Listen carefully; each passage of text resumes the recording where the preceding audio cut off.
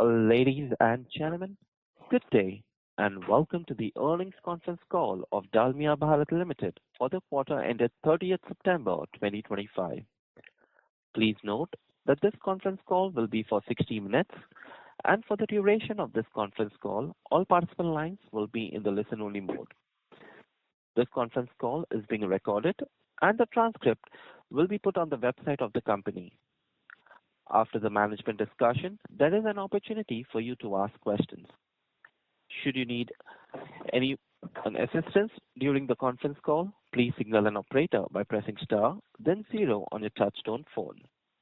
As a reminder, all participant lines will be in the listen-only mode. Before I hand over the conference to the management, I would like to remind you that certain statements made during the course of this call may not be based on historical information or facts and may be forward-looking statements. These statements are based on expectations and projections and may involve a number of risks and uncertainties such that the actual outcome may differ materially from those suggested by such statements. On the call, we have with us Mr. Puneet Dalmia, Managing Director and CEO, Mr. Dharmender Tuteja, CFO, and other management of the company. I would now like to hand the conference call over to Ms. Aditi Mittal, Head Investor Relations. Thank you, and over to you. Good evening, everybody. Welcome to Q2 earnings call of Dalmia Bharat Limited. We've declared our results today, and all the relevant data and presentations have been uploaded on the website. I hope you've had a chance to go through it. This is the time of the year. I'm sure all of you are in a rush to go back home, so I'll not take much time and hand over the call. But before that, wish you and your family a very happy, prosperous, and safe Diwali. Over to you, Mr. Dalmia. Thank you, Aditi. I also would like to extend my warm wishes to everyone for a happy and prosperous Diwali. And I want to jump straight away into what has been one of the biggest gifts for India this festive season. And without a doubt, it has been the GST rate cuts. This is a commendable initiative by the Indian government aimed at boosting consumption and demand at a time when the economy is navigating through external geopolitical pressures. Together with this, the RBI rate cuts, income tax rebates announced in the FY26 budget, and easing inflation. These measures create strong levers for driving a consumption-led recovery in the economy. The reduction in GST on cement from 28% to 18% is a long-awaited fiscal relief and a very welcome step. As a responsible citizen, we had pledged to pass on the entire benefit to the consumers, and we have accordingly undertaken the same. This significant reform is expected to boost consumption and support housing demand over the medium to long term. Additionally, the 10% tax cut on cement will ease working capital requirements for channel partners, thereby improving liquidity across the supply chain. Now I turn to industry demand, prices, and supply. Coming to the demand side, while I believe that the Indian cement demand should continue to grow at a CAGR of 7 to 8% during this decade, the current year has started a bit softer than expected. Both Q1 and Q2 demand grew at about low single digit, driven largely by erratic and heavy rains and flash floods across the country. Last month of September was slightly slow as the change in GST regime further led to slowdown in inventory pickup by the channel and postponement of non-critical purchases. Having said that, I believe that the second half of the year should witness pickup in momentum with improvement in customer sentiment, pent-up demand, and consecutive good monsoon. In fact, the recent RBI move to potentially allow ECBs for the real estate sector could further support cement demand from the housing sector in the medium to long term. On the pricing front, cement prices largely held up during Q2 as well, despite a much heavier rainfall, which I believe is a big positive. Now I turn to Dalmia performance during this quarter. Coming to Dalmia's performance, profitable growth remains our top priority, and we are focused on driving it through sustained improvement in revenues and deepening our cost leadership. I'm personally working with the team to strengthen our brand positioning in the market, and I'm happy with the progress we have made so far. During the quarter, our revenues improved by 11% YOY to rupees 3417 crore, while EBITDA grew by 60% YOY to rupees 696 crore, which works out to be rupees 1013 rupees per ton for the quarter. This is the second consecutive quarter where we have delivered 4-digit cement EBITDA per ton, driven by better realization and our control on costs. Coming to the capacity growth plans of Dalmia Bharat. In the last earnings call, I had detailed out our capacity expansion roadmap. And in continuation of the same, I would like to mention that both Belgaum and Kadapa expansion projects are progressing as per plan, which will give us 12 million tons per annum of cement capacity for west and south markets in the next couple of years. Beyond this, we have commenced the trial run production of the new 3.6 million ton per annum clinker line in Umrangshu, Assam in September and are expecting commercial production to begin in Q3 of FY26. This clinker capacity will give us an additional opportunity to add 2 to 2.5 million tons of split grinding capacity in future in the fast-growing markets of Northeast and potentially East India. Furthermore, the insolvency process for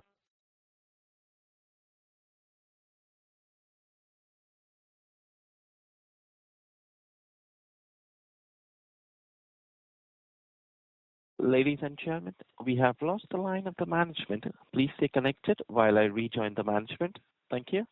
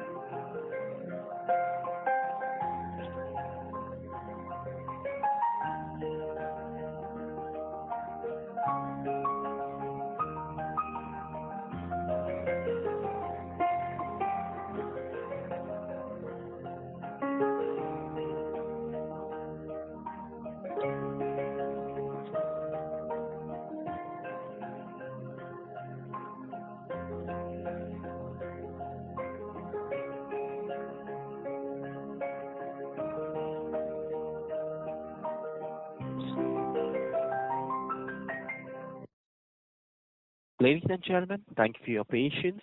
We have the management line reconnected. Sir, you can proceed. Thank you. Yeah, Dharmender here. Sorry for this brief interruption. I'll start my address once again. Let me give an overview of our financial performance. As Punitji mentioned, our performance for the quarter was continued to be guided by profitable growth.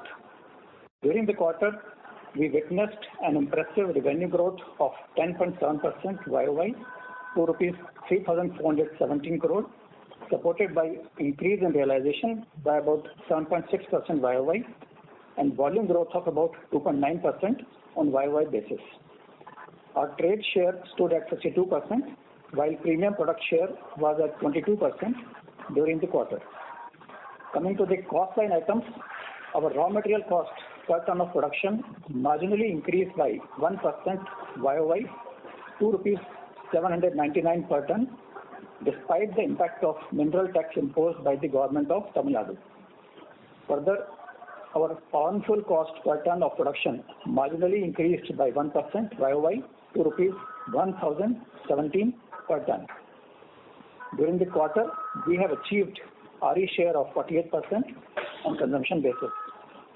Power cost efficiencies will continue to improve with the rising share of renewable energy in our consumption mix. We have commissioned 93 megawatt of RE capacity this quarter, mostly through group captive mode.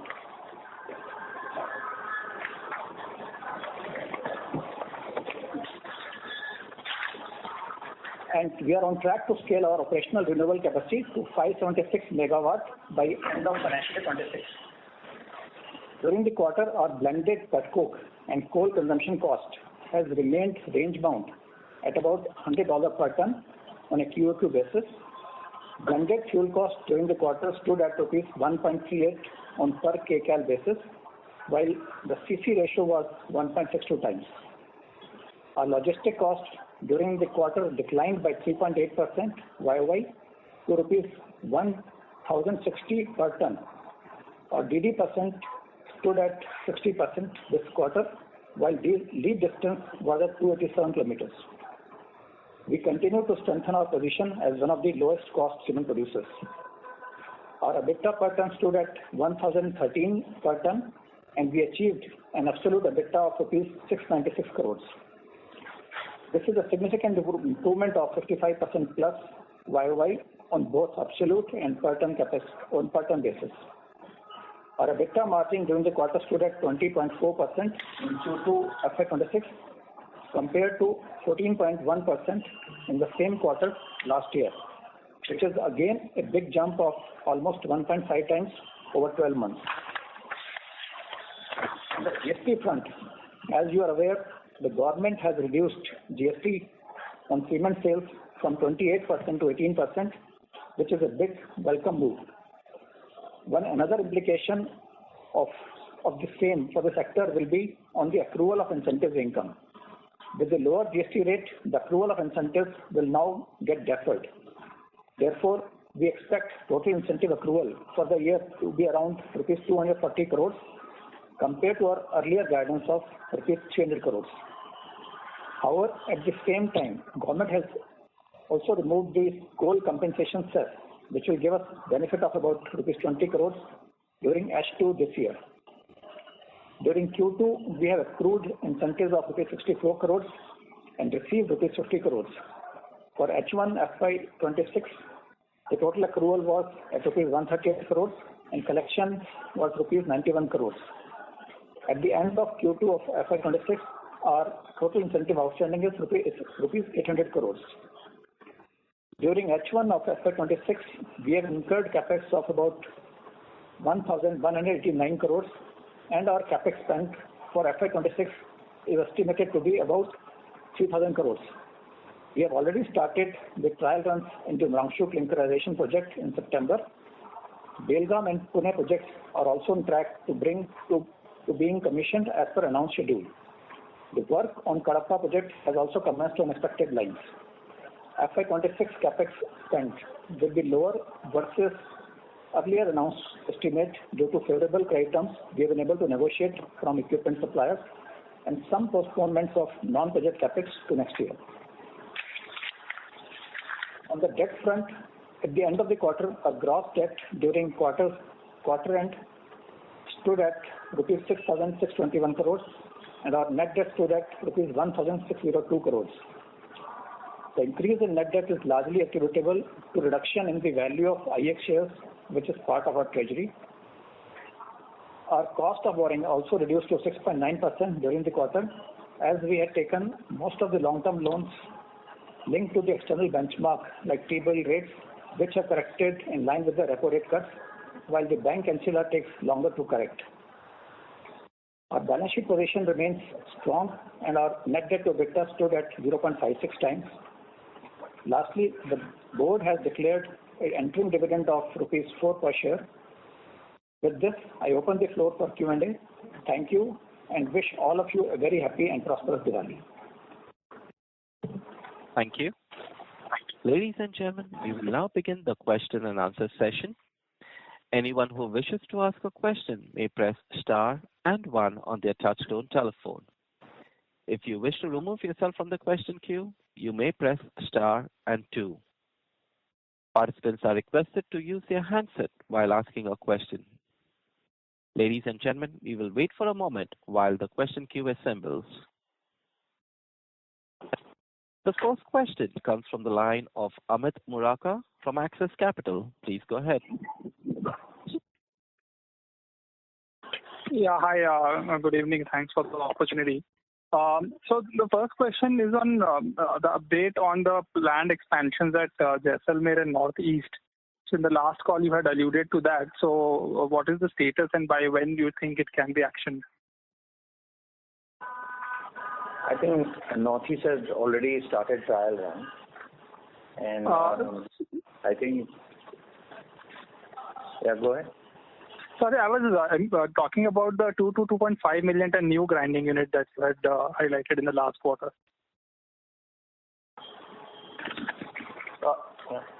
So, Amit, last year we had added 2.4 million ton of grinding capacity in the Northeast.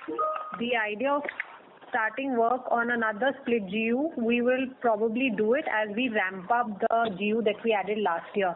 So as we expand capacity and the clinker comes on board and we ramp up utilization of our previously added unit, we will start work on the next split GU. So I think we are still a couple of quarters away before we give clarity on that one. And on Jaisalmer, the work on land acquisition and getting permissions and working towards the EC, the work is on. And we have time up until March 2026 before which we can break ground and come back to you. By then, we are reasonably also optimistic that we'll have an outcome on what happens in the JP transaction. So I think wait till March 26 before we'll update you on both the Northeast and the Jaisalmer expansion. Okay, sure, thanks. Also on the statement on profitable growth, which I think was mentioned last quarter and this quarter too. But when I see realization, actually surprisingly it has dropped 4.3% actually, which is higher, I believe, than industry price behavior. So one, why would that, the declines be higher than the industry?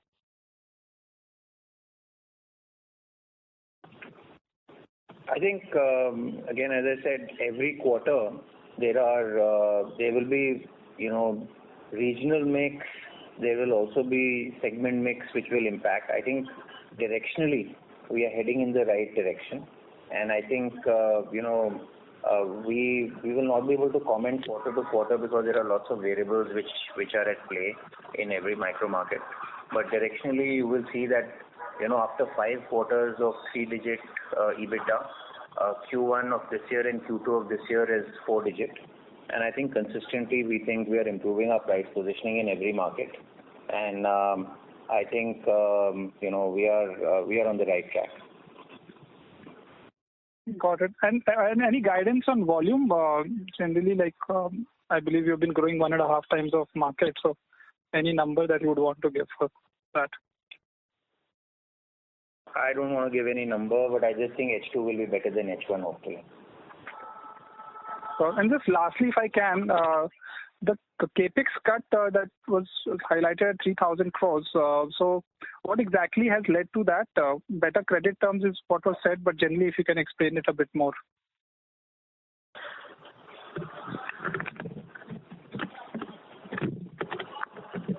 Yeah, go ahead. Yeah, as I said, with some of the critical equipment suppliers, we were able to negotiate better credit terms. So that is reflected in lower outgo of the cash flows in this year.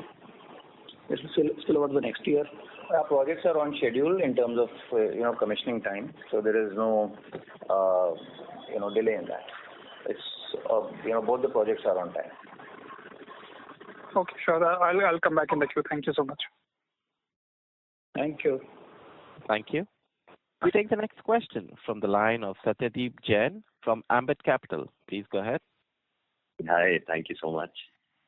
We just had a question on the compensation structure change. Seems interesting. Can you maybe, it seems like there was no variable compensation structure earlier. And what are the changes outlined in this? Sorry, can you repeat the question, please, once again? Just wanted to ask on the variable, in the presentation it is mentioned that there is a variable compensation structure that has been introduced. Does it mean there was no variable compensation earlier, and what are the changes? Just want to understand the metrics. Yeah. So earlier, I think before this year, it was all 100% pay was fixed pay. We have introduced a variable pay structure for the senior and middle management from this year onwards, which is financial year 26 onwards, and this will be the first year. And there are 3 variables which will impact this. One is the company performance, second is the individual performance, and third is safety. So these are the 3 metrics, and the weight is different at senior level and middle level. At a senior level, company performance has a larger weight. At a mid level, individual performance has a slightly larger weight than company performance. So I think overall, we just want to start this journey this year, and from next year onwards or over the next few years, we'll make it more broader. And the total amount of variable pay will be around 15 to 25% of total pay.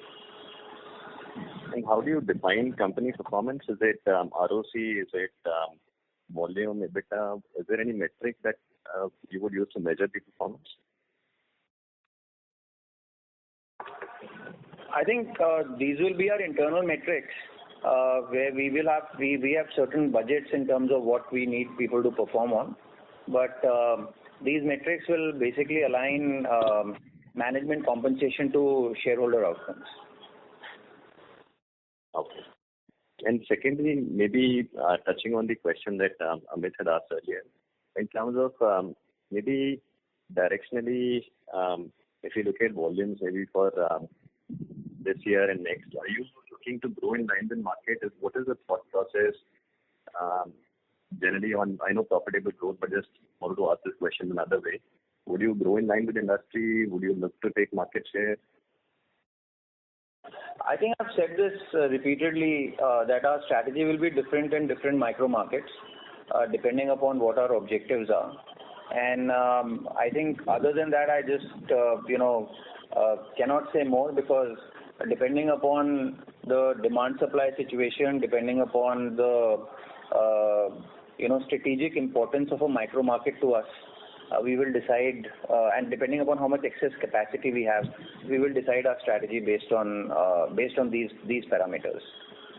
So I think I cannot reveal more than that because there will be a different strategy in every market. In some markets we will go for share, in some markets we will go for margin. Okay, fair enough. Thank you, and wish everyone a happy Diwali. Thank you. Thank you. We take the next question from the line of Sumangal Nevatia from Kotak Securities. Please go ahead. Good evening, everyone. So my first question is on the capacity expansion plan. So we are still continuing with the 75 million ton milestone for FY28. So my question is, just want to understand the 14 million ton gap which we have, 13.5. Do we have do we have a bottom-up organic plan, or there is JPA or some other inorganic contribution also in this 75 million tons? Sumangal, I've said this earlier also. I think we are waiting for the JPA outcome, and which we expect hopefully this quarter. So let's see how it plays out. And parallelly, we are developing all other projects to be in the state of readiness. So basically, I think we will be able to give you some more color on this by March 26. And as I said, we still have 2 years after that, so we don't see a major challenge. We also have 2.5 million tons of low lead time expansion possible based on the northeast clinker. So I think I will be able to give more visibility only in March 26. Understood. And maybe I'll keep this discussion for later.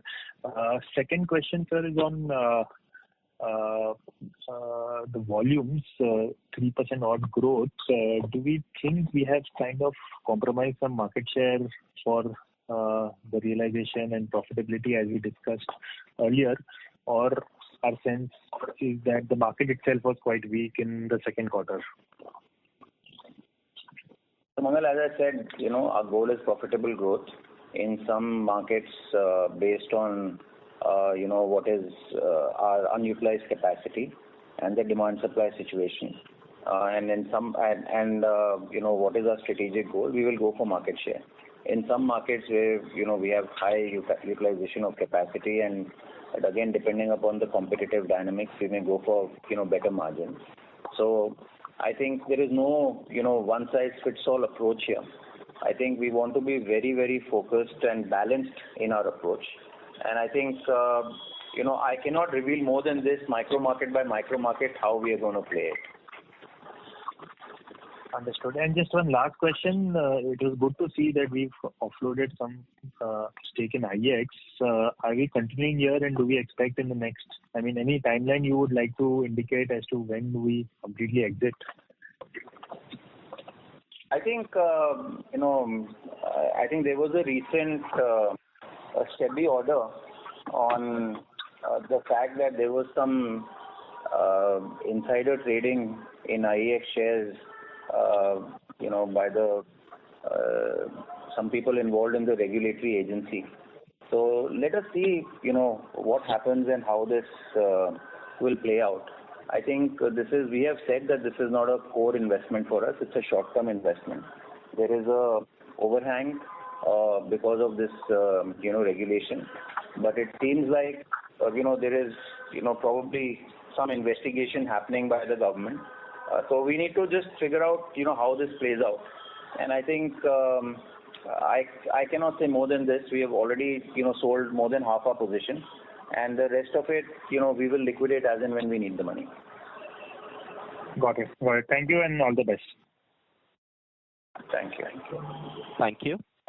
We take the next question from the line of Pinakin from HSBC. Please go ahead. Yeah, thank you very much. So I have 3 quick questions. My first is on costs.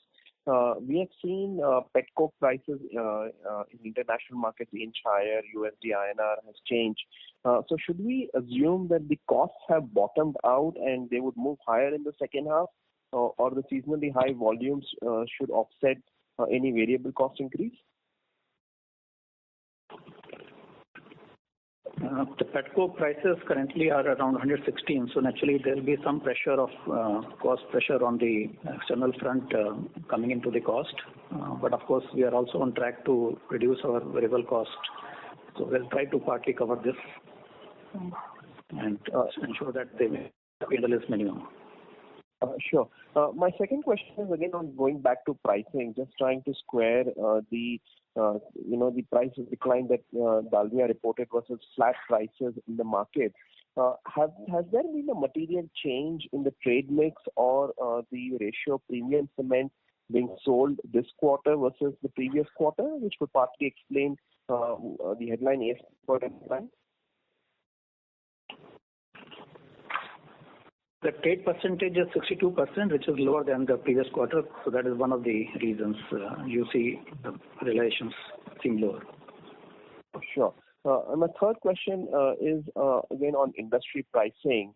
If the demand does improve in the second half of the year as government capex picks up and the other initiatives in the economy start flowing through, can we see higher prices by the industry, especially given the way petcoke prices have moved higher, or cement price hikes look difficult in the current regulatory environment? I think right now the industry has passed on the entire, reduction of GST, and I think our, focus right now is to ensure that we comply with the, law, that whatever is the gain has been completely passed on to all our customers. I think how will prices behave in the future is anybody's guess. All I can say is if I look at the last quarter, was, despite being a monsoon quarter, prices were reasonably stable.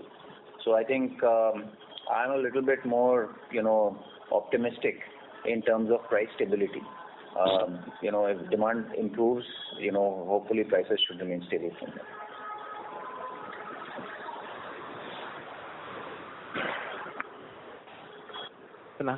Does that answer all your questions? Yes, it does. Thank you. We take the next question from the line of Naveen Sahadev from ICICI Securities. Please go ahead. Yeah. Good evening, and thank you for the opportunity. Also, congratulations on maintaining the 4-digit EBITDA per ton number. Only one question. In this reduced GST rate regime, are you witnessing any trend of premiumization in the sense, as you mentioned, that prices is anybody's guess, and maybe we want all the consumers to benefit first before the prices take their own course. But from the premiumization front, is there any gain that you are seeing either for you or at a broader industry level? And in the same breath, if I may also ask, if the prices on its own have come down, then is there a way that certain volume push schemes to dealers could be controlled a bit so as to fetch a better profitability or maybe a better realization for us? These were my questions. Thank you. I think our premium product, percentage is flat only from last quarter to this quarter. I mean, on a YOY basis. And as far as, again, dealer margins are concerned, this will depend upon the competitive pressures in every market. You have to make sure that your value proposition for your channel is competitive compared to what other brands offer. And it also depends on how fast your rotation is, how quickly your product sells, so that they can make, they can turn their inventory quickly. So, I think the only good news is that because the GST rates have come down, there is more liquidity in the system. So I think that should, that should impact the ability of the channel to, take more cement than or finance more as compared to what they would do earlier. Thank you. Thank you. We take the next question from the line of Rashi from Citi. Please go ahead. Thank you. just on the cost side, how much is the petcoke or the fuel consumption cost today versus the $100 in the second quarter? Currently, it has come to about 1.38 on per kcal basis, and you can expect a marginal increase in the coming quarter. And are you still maintaining a cost reduction target of 150 to 200 over the next 2 years? Yes, please. That is on track. Okay. Just on the incentive, the accrual you said was 60 crores and receive was 50 crores. Just double checking these numbers. Yeah, 64 crore accrual and 50 crore collection. And we expect to catch up on the collection in the quarter 3. Got it. CapEx for FY27? We expect to be about close to about 4,000 crores.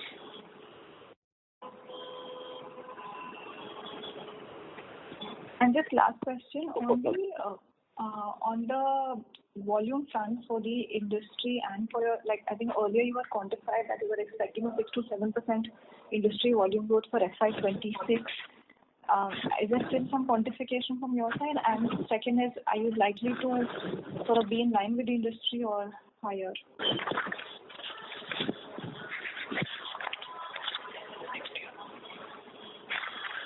Can you repeat the question, please, Rashi? Sorry. So FY20, I think earlier you had highlighted that you had expected the industry volumes to grow 6 to 7% in FY26.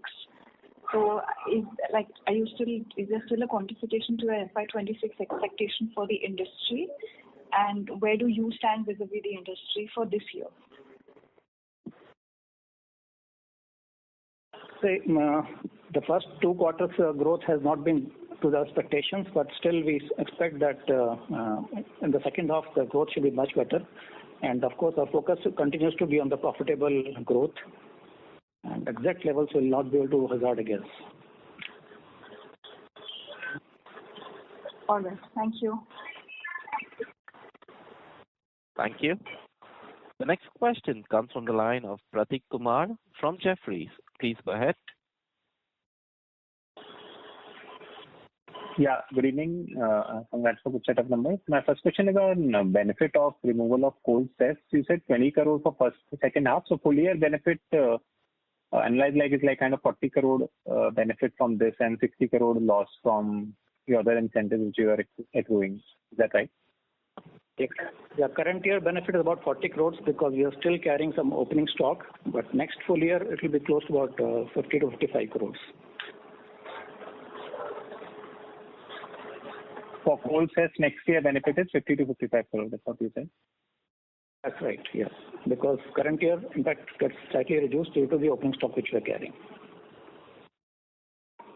Okay. And coal prices have generally been languishing versus petcoke, which has been rising. So is there an evaluation on increasing coal mix in the business, also in context of the SC rate changes, benefit related to that? Yeah, we do take a call depending on the suitability of the pricing between coal and petcoke, and whatever is the cheapest fuel mix, we try to use it. Okay. One other question. We recently announced KMP, key management personnel from BCG. Can you discuss that role, please? We've hired a person who is our Chief Strategy Officer, and his name is Anirudh Tara. He has come from Boston Consulting Group, and he has 15 years of experience in building materials and also leading growth and transformation for several of his clients.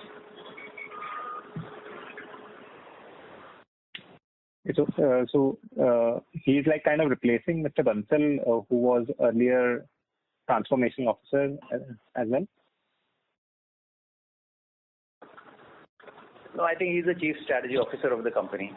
And, I don't think he's, that role is shared between the CFO and the Chief Strategy Officer. Sure, thank you. All the best. Thank you. Thank you. The next question comes from the line of Rajesh Ravi from HDFC Securities. Please go ahead. Hi, team. Good evening. And my first question pertains to this incentive run rate. You mentioned to come down to 240 crore is for this financial year, or this is like next year onward, the run rate you're talking about? 240 crore, which I mentioned, was for the current financial year, which is taking a GST cut impact of the second half. And next year, it can be around again 200 crores. Okay. So from 100 rupees per ton, which we are currently seeing for the last few quarters, this should come down to 60 rupees per ton. Is this understanding correct? Yeah, close to 60, 55 rupees also, yeah. Understood. And second, if I look at your trade sales share, which you mentioned at 62%, is almost at 4-year low. So any specific reason or strategic thought behind, being more aggressive in non-trade?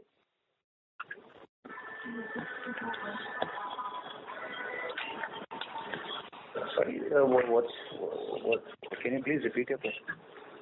So your trade sales shares, which I mentioned is at 62% for Q2. If I look at the numbers shared earlier, this is almost 4-year low this quarter, trade sales shares. So is there any specific thought to be aggressive in the non-trade segment and hence the trade sales is lower? I don't think so. I think a few percentage point variation may happen quarter to quarter, but I don't think it's material. Okay, so broadly, can we assume that you would be targeting to keep a trade sales shares between 60 to 65%? I don't think we want to give a trade sales target. I think it's, again, as I said, a strategy that we will follow in terms of achieving profitable growth. And I don't think we want to give you a guidance on what will be our trade mix. Okay.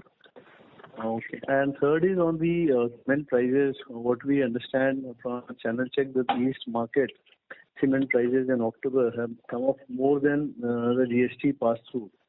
Any comments on that? I've already given the comment in my opening remarks. We have passed on the entire GST benefit. Right. Yes.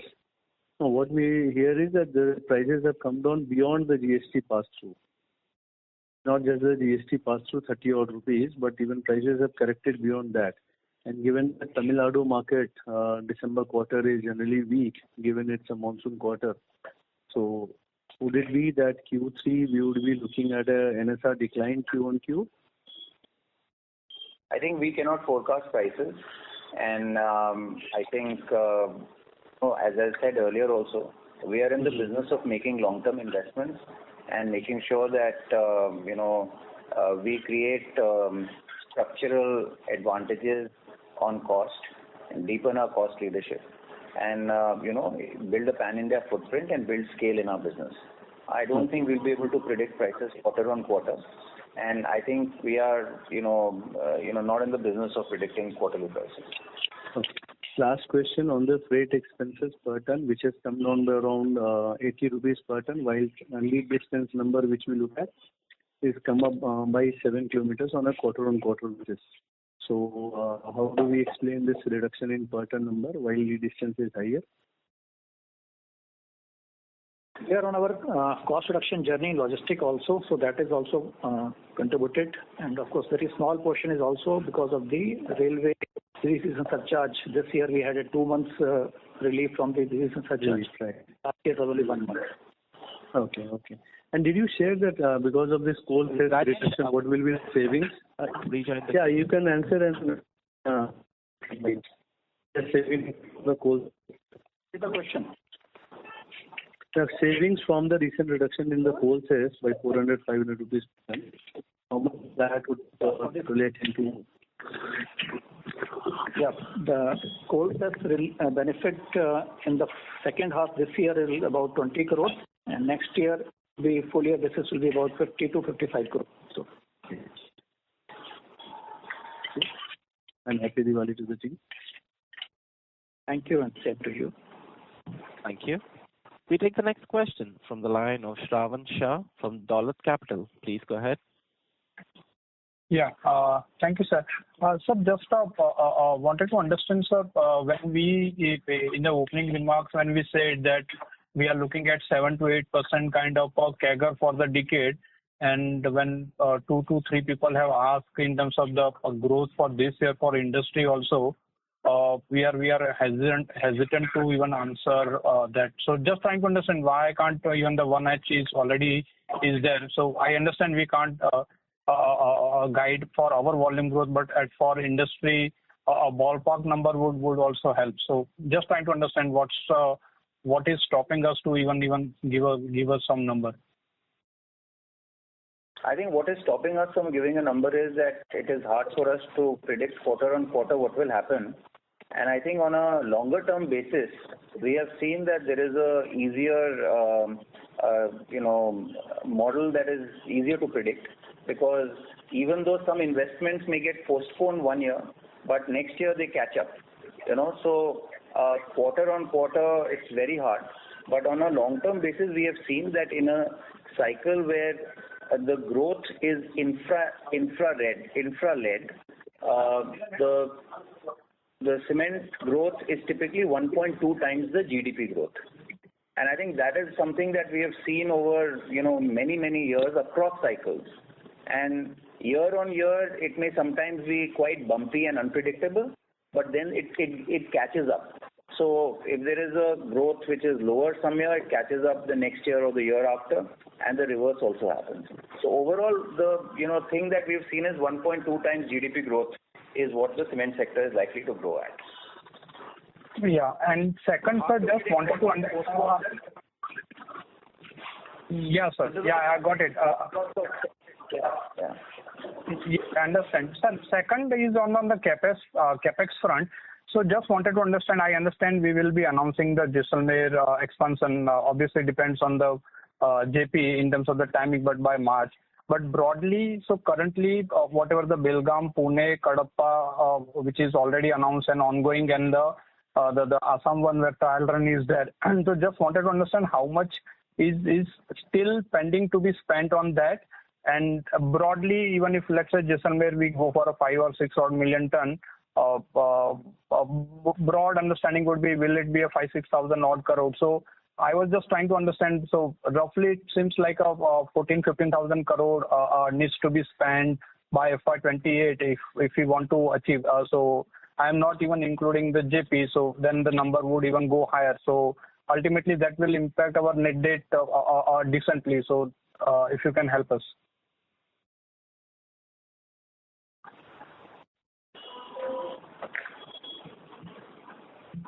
So if you see the last 2 projects that we've announced, each Belgaum and Kadapa are at about 32 to 3,800 crores. For the greenfield that we'll do at Jaisalmer, because it will be a pure greenfield in the newer market, it will be close to what the industry is used to achieving, between $90 to $100 per ton. So that translates to about 5,000 odd crores for a 5 million ton plant. Ballpark, as the size of the kiln may go up and down by $1 million, the numbers could change. But I think ballpark $90 to $100 per ton is fully achievable even in that market where it's going to be a greenfield. Yeah. So that's what I am saying. So this Belgaum, Kadapa put together is 6,800 crore. Jaisalmer is 5,000 crore. That comes at 12,000 odd crore. Plus, if you can help us in terms of Assam, what is left to be spent, and then there will be RE and maintenance capex will be there. So that's the way I just wanted to understand. Even to reach a kind of a 70 million ton, also we need to spend 16,000 odd crore by FY28. So how one can look at in terms of the net debt?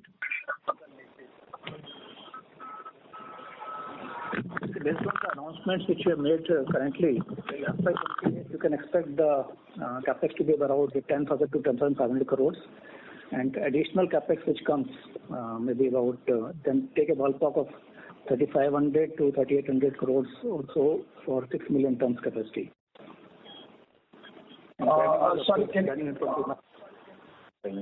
Sorry, sir, can you repeat this? 10,000 to 10,500 crore you said for which year? For the announcement till FY28. Okay. Got it. Okay. I think, but this is ballpark. I think once we firm up our capex plan, I think we'll give you a better sense by March of 26. Yeah, no, sir, that I understand. What the point is that even if we let's say the difficulty is that given the supply which will be coming in terms of the capacity which will are there for next 2 years, particularly till FY27, and the way maybe the GST cut has happened and maybe the focus can shift to the non-trade. In terms of the price hike, growth would be a very difficult. So the only option is the cost reduction to improve the profitability. That also kind of to limit it. So the net debt would be significantly rising from here on. So that's the worry.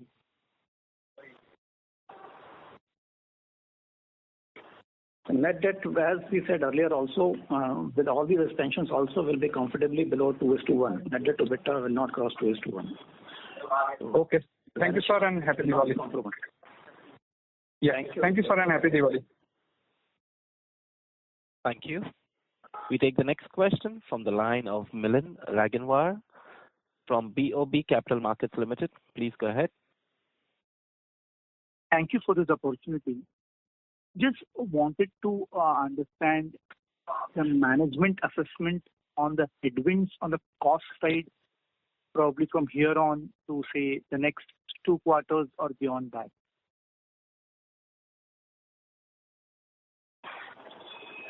I think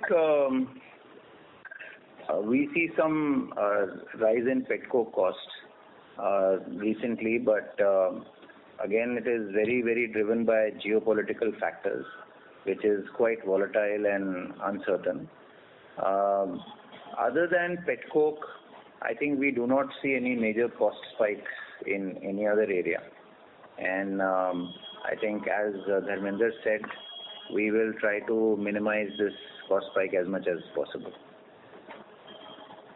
Because the second half base is slightly lower, so that was the reason the question was.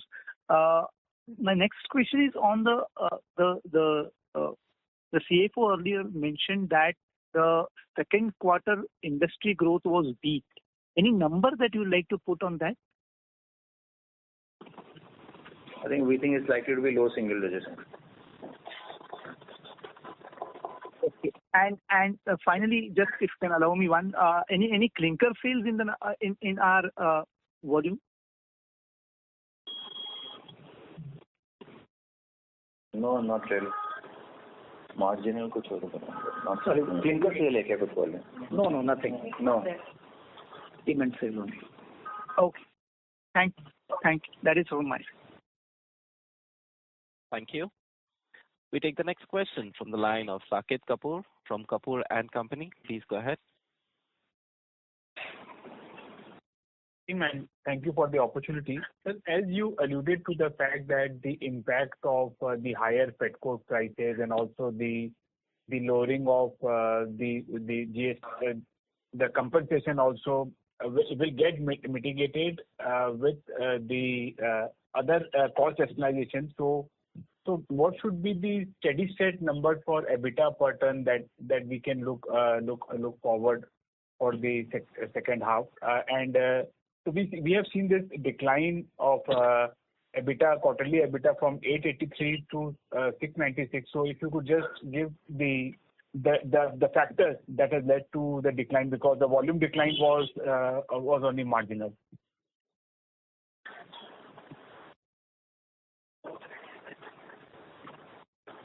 The reduction of the profitability.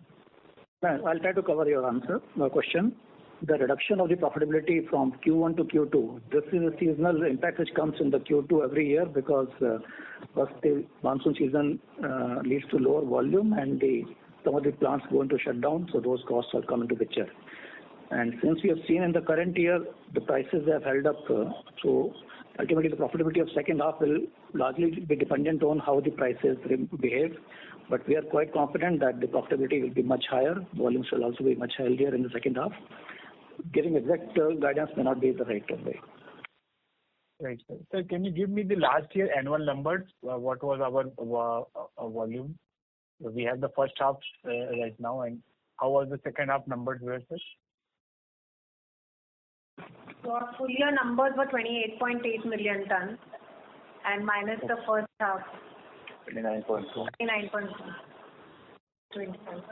Okay. So we are equitable in that way. The H1 and the H2 have remained almost the same for the last fiscal year. That is the fair understanding. So we are expecting on the base of what H2 was last year we will be growing just like the industry trend will be. That is what the base understanding should be. Sorry, the last year numbers were 29.4 million tons. And this year, first half, we're at about 13.9 million tons, H1. Okay. Last year it was 29.4 and this year we have done 13.9. Okay. That translates into 15.5 for H2. So as sir was alluding to the fact that we are looking to exhibit volumes in excess of this for 15.5 for the H2. This is what our endeavor will be, depending upon how the market conditions are. Yes, please. Yeah.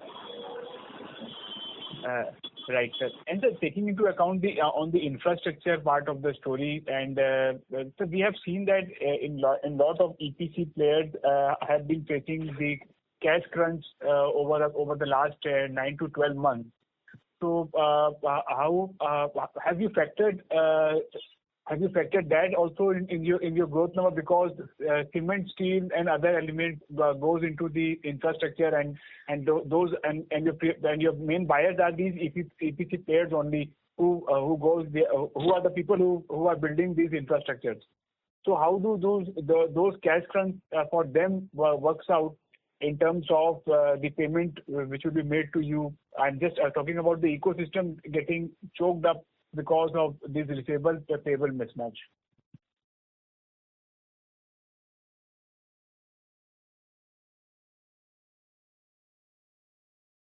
Sir, I'm there. Hello? Ladies and gentlemen, we have lost the line of the management. Please stay connected while I rejoin the management. Thank you.